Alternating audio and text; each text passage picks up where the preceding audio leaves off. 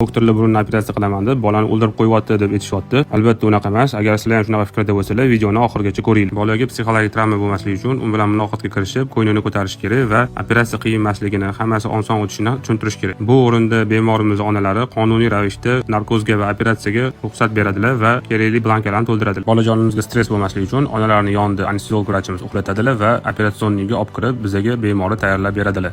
Narkoz chet eldan keltirilgan shunaqa kuchli apparatda beriladi. Bemorimiz xavfsizligi uchun bemorga kislorod hamda narkotik moddalari gazli usulda jo'natiladi. Qanday narkotik moddalar ishlatilishini kommentariyada yozib qoldirdim. Bemorimizni anesteziolog yaxshi uxlatib berganlaridan so'ng yurak urishlarini, o'pka nafas olishlarini, qon bosimlarini hammasini nazoratga oladilar va hammasi yaxshiligini bizga aytadilar. Operatsiya og'izdan bajariladi. Adenoid bezini shunaqa kattalashib ketganini ko'rishingiz mumkin.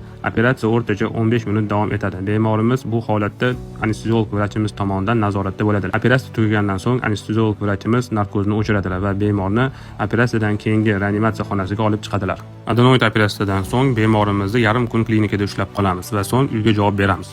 Uyga ketishdan oldin burun quloq tomoqlari tekshiriladi. Hammasi joyida bo'lsa, uylariga javob beramiz. Bu videoni narkozdan qo'rqib operatsiya qildirmayotganlarga jo'natib qo'ying.